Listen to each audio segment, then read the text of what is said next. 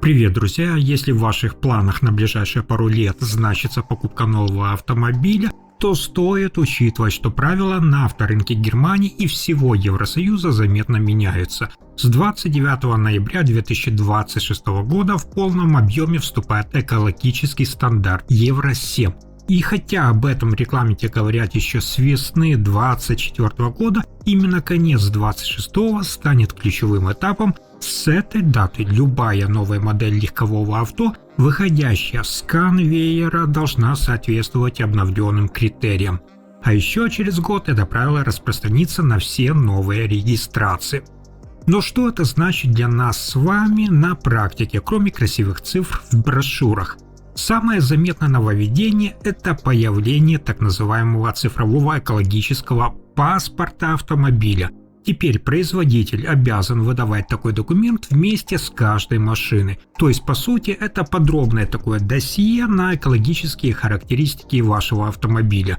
Эксперты из клуба ADAC подчеркивают, в этом паспорте будет отражен не только объем выбросов и фактический расход топлива или электричества, но и состояние ключевых узлов. Водителю достаточно будет отсканировать QR-код и просто зайти в меню бортового компьютера, чтобы увидеть всю информацию о своей машине. Для тех же, кто присматривается к электромобилям, есть еще более важный момент. С введением Евро-7 покупатели получают закрепленные на уровне правил требования к гарантиям на аккумуляторную батарею. Раньше, вы знаете, этот вопрос во многом зависел от политики конкретного бренда, но теперь же подход становится более унифицированным. Это заметный шаг в сторону защиты прав потребителей, ведь батарея – это один из самых дорогих элементов электрокара. Вы сможете понимать, какой же запас хода заявлен производителем и какие же условия действуют в случае снижения емкости. Но давайте присмотримся к тому, что дает стандарт Евро-7 владельцам электрокаров, ведь здесь заложены цифры, которые напрямую влияют на ликвидность вашей машины. Теперь правила четко прописывают, через 5 лет эксплуатации или после первых 100 тысяч километров пробега батарея должна сохранять не менее 80% своей первоначальной емкости. Если же вы планируете ездить дольше, то через 8 лет или 160 тысяч километров этот показатель не должен опуститься ниже 72%. На самом деле это дополнительная защита ваших вложений. Раньше, вы знаете, покупка подержанного автомобиля напоминала неопределенность, но с появлением экологического паспорта вы сможете проверить реальное состояние аккумулятора перед сделкой. Еще одна важная деталь, которая вносит больше ясности в рекламные заявления, это обязательный зимний тест при температуре минус 7 градусов.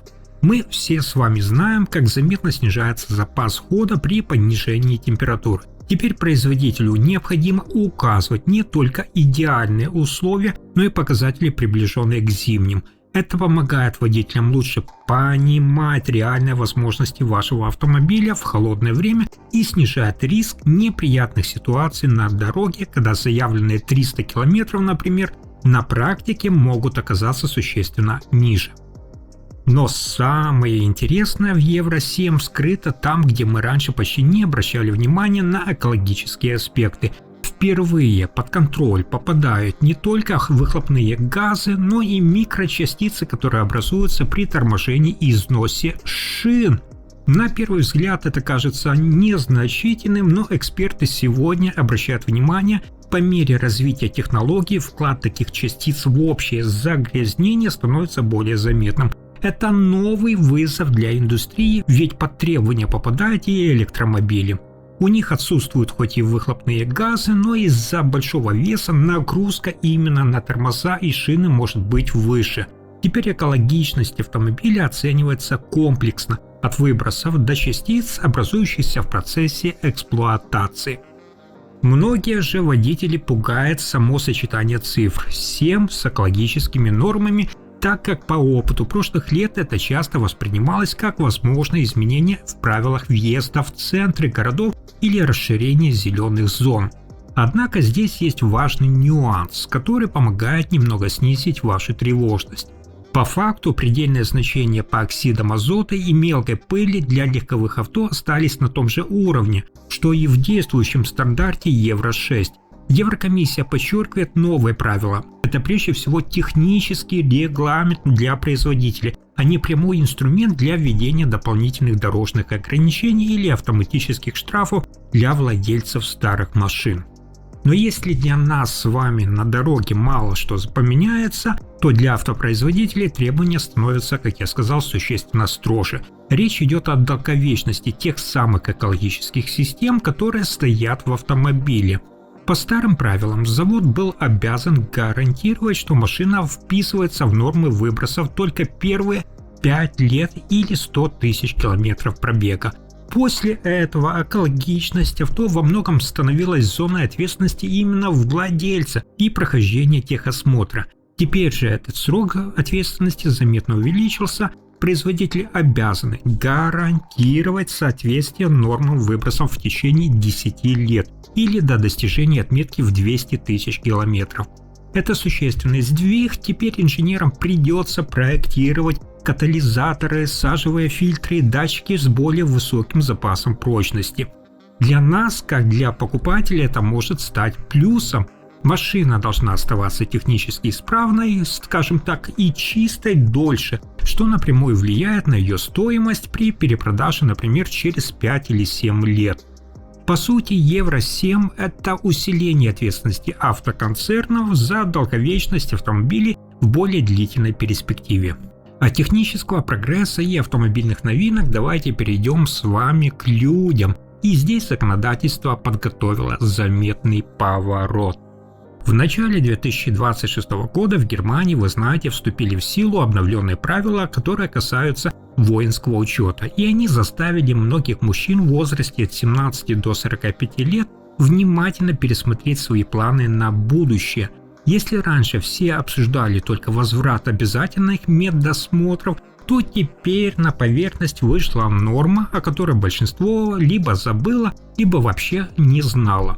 Оказывается, теперь свобода передвижения для этой категории граждан может быть связана с дополнительными обязательствами перед государством.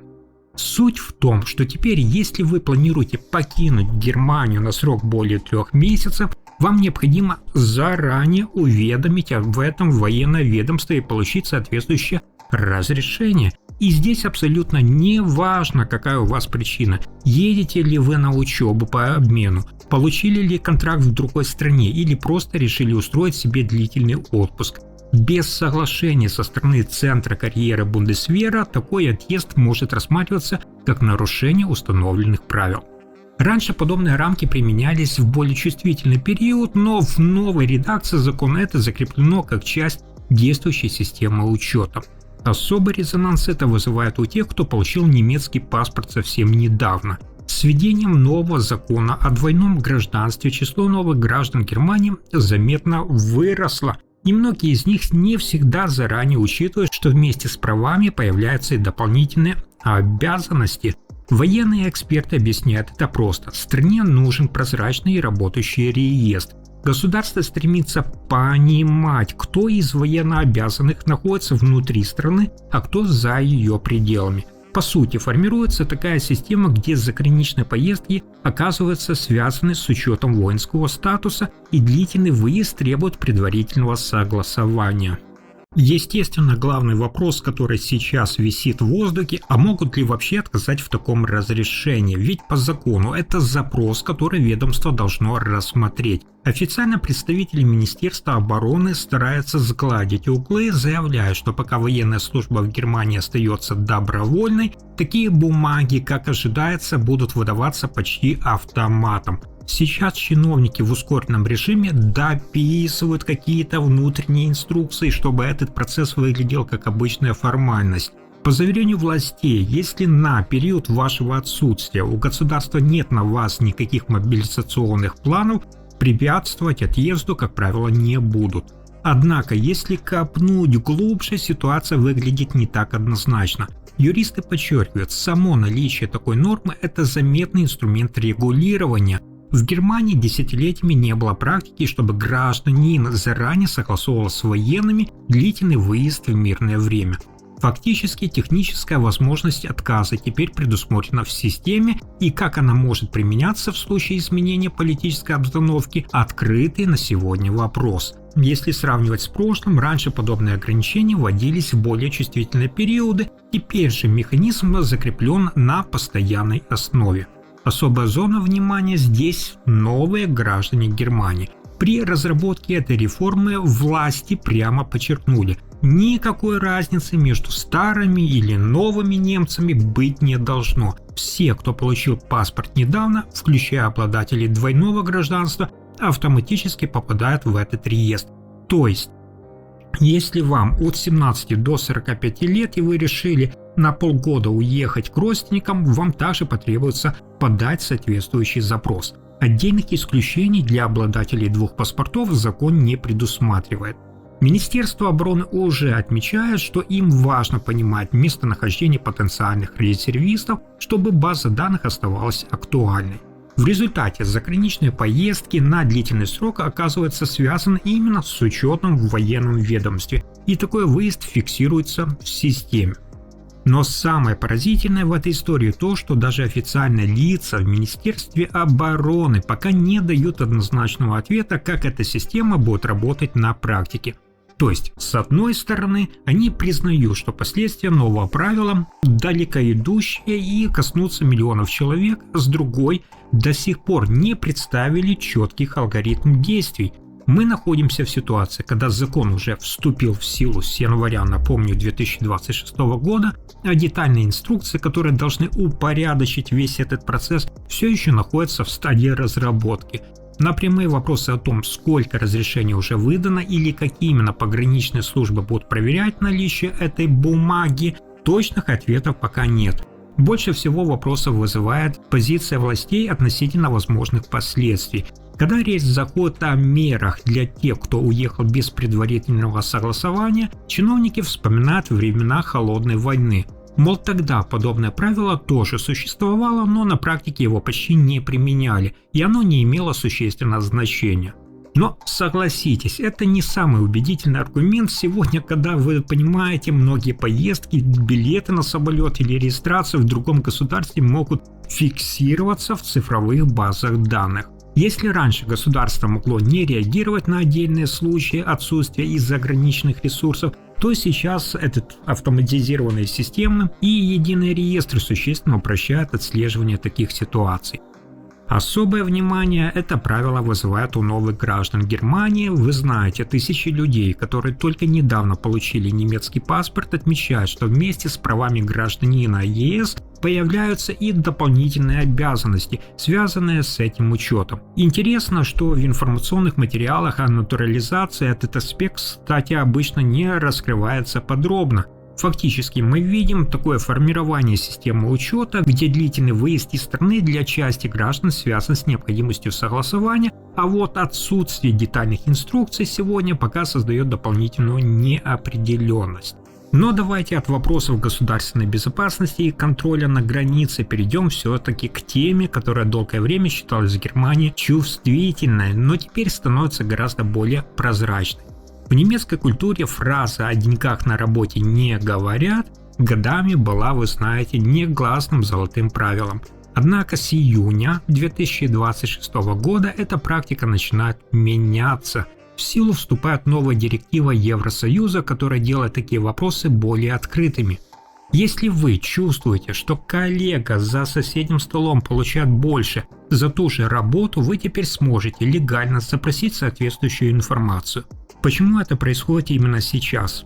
Статистика показывает, в среднем по Европе женщины до сих пор зарабатывают примерно на 11% меньше мужчин в час при сопоставимых задачах. В Германии этот разрыв постепенно сокращается, но эксперты подчеркивают, что одной из причин различий в оплате может быть именно недостаток прозрачности. Новые же правила направлены на снижение этого эффекта. Директива дает работникам дополнительный инструмент. Теперь каждый имеет право запросить у работодателя данные о среднем уровне окладов, разделенные по гендерному признаку.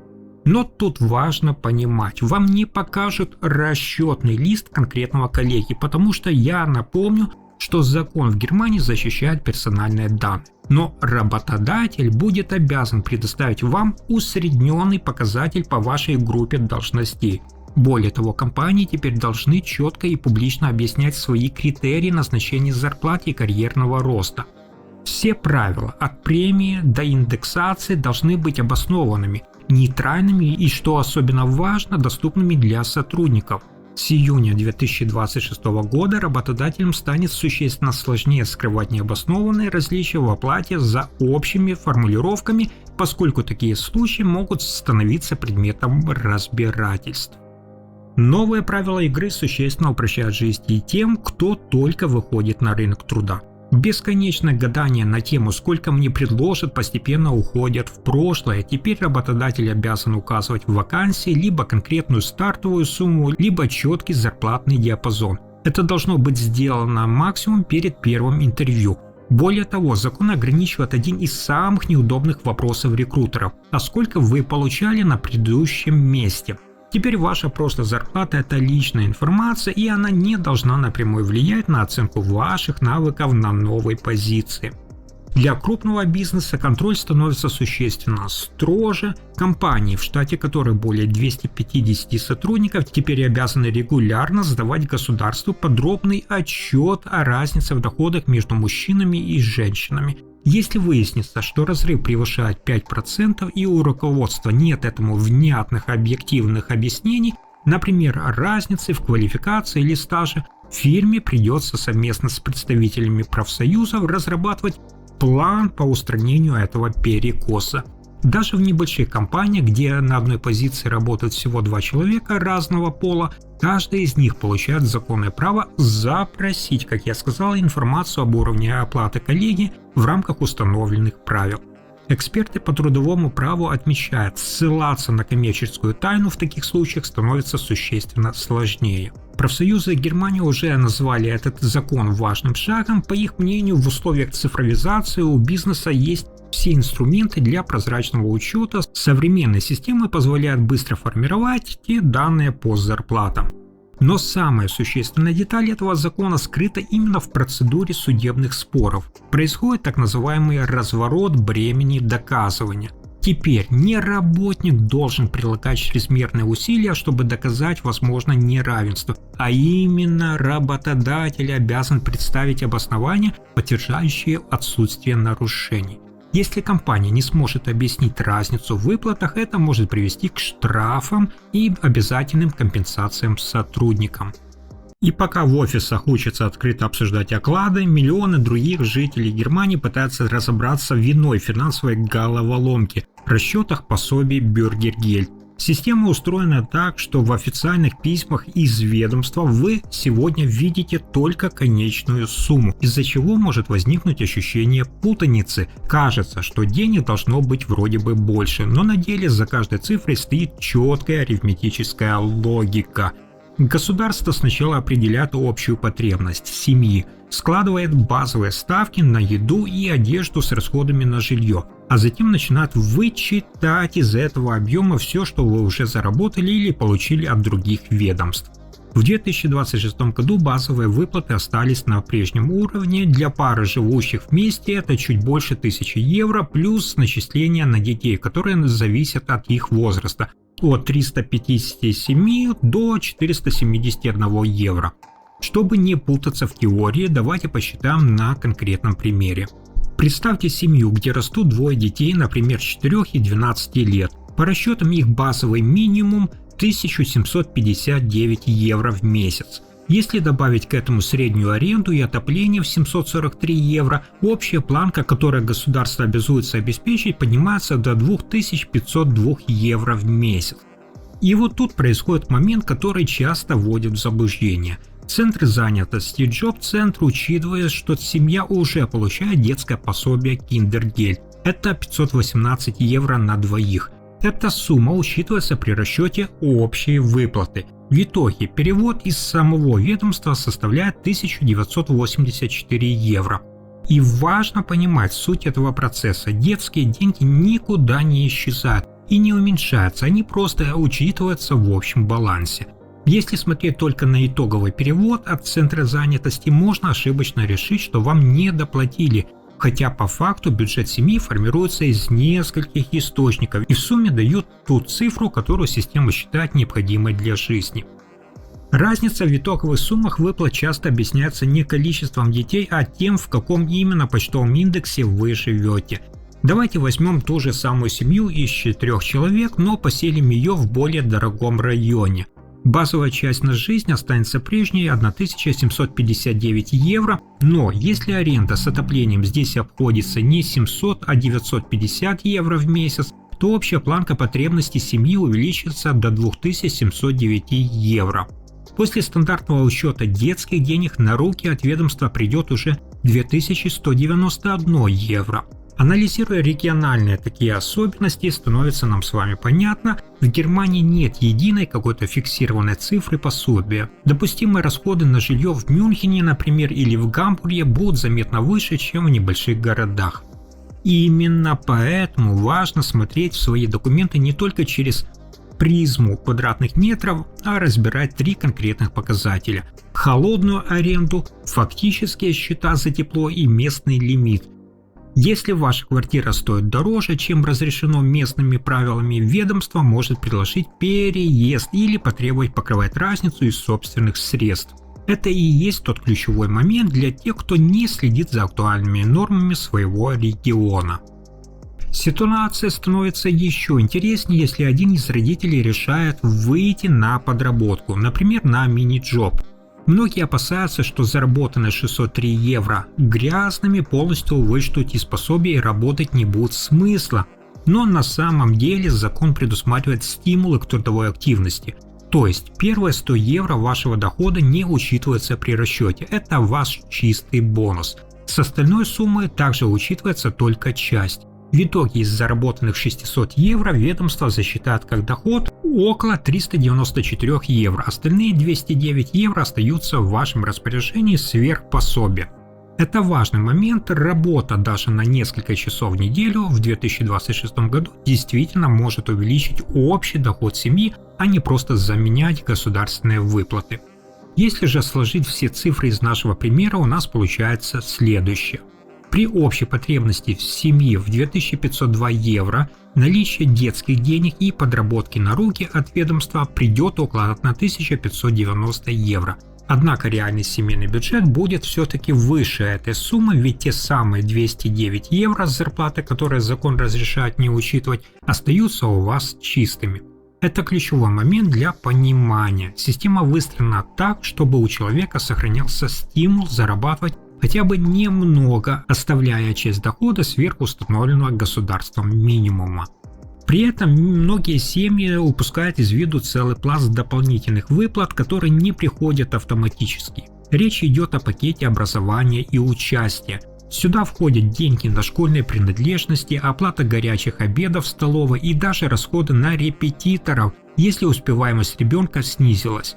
Кроме того, существуют так называемые дополнительные потребности, если в семье есть беременная женщина или кто-то нуждается в специальном питании по состоянию здоровья, итоговая сумма в уведомлении может быть пересмотрена в сторону увеличения. Как отмечают эксперты, занимающиеся социальной политикой, все в конечном итоге связано с понятием разумности затрат. Государство готово покрывать счета за жилье и отопление, но допустимый уровень таких расходов в каждом городе свой. В одном регионе на ваши счета могут отреагировать менее строго, а вот, например, в другом направить уведомление о необходимости поиска более доступного варианта.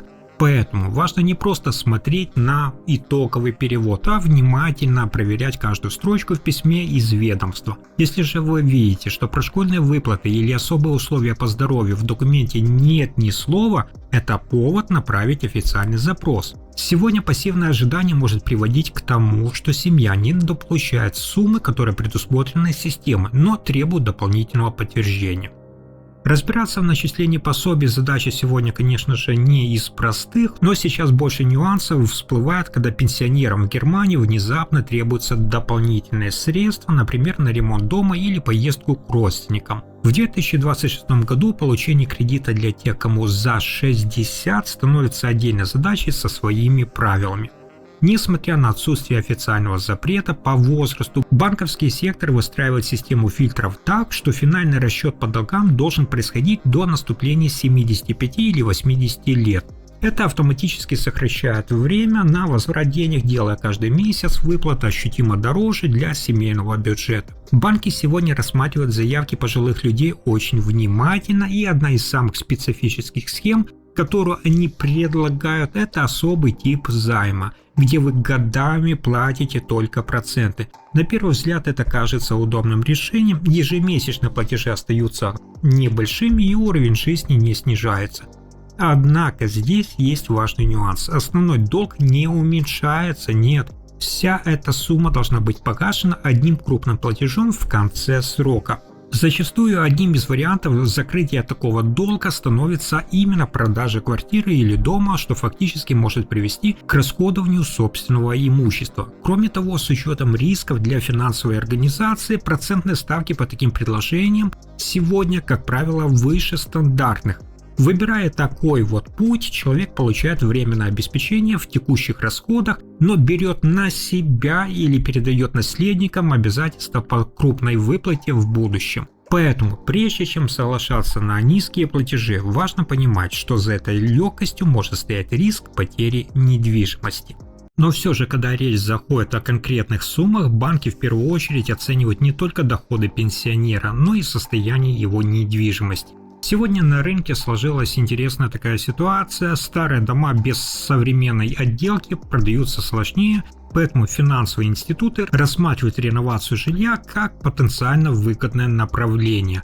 Если деньги запрашиваются на перестройку вашего дома под нужды пожилого человека или, например, на повышение энергоэффективности, шансы на одобрение могут заметно возрасти. Это своего рода аналитический компромисс, то есть банк помогает владельцу увеличить рыночную стоимость объекта, который в будущем все равно может выступать залогом.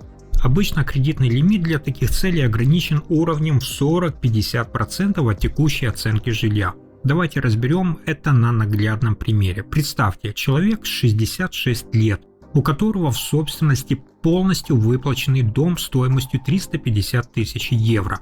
Ему требуется всего лишь 120 тысяч евро, 90 на капитальный ремонт и адаптацию пространства под возрастные потребности и еще 30 тысяч евро на личные цели, например, на те же путешествия. Для банка такая сумма в большинстве случаев рассматривается как допустимая, так как она укладывается примерно в 40% от стоимости недвижимости. При средней ставке около 4% годовых и сроке в 20 лет ежемесячная нагрузка составит примерно 400 евро. Это позволяет пенсионеру сохранить привычный уровень расходов, не отдавая существенную часть дохода банку, ведь он гасит только проценты. Однако ключевой момент наступает именно в финале. Весь основной долг в 120 тысяч должен быть закрыт одним платежом. Чаще всего такой сценарий предполагает последующую продажу дома, но здесь есть важная деталь для семьи. Если наследники решат сохранить недвижимость, у них остается право либо погасить задолженность из своих средств, либо переоформить этот долг на себя уже как обычную ипотеку. Таким образом, инструмент позволяет решать текущие задачи здесь и прямо сейчас, оставляя вопрос с собственностью на долгосрочную перспективу.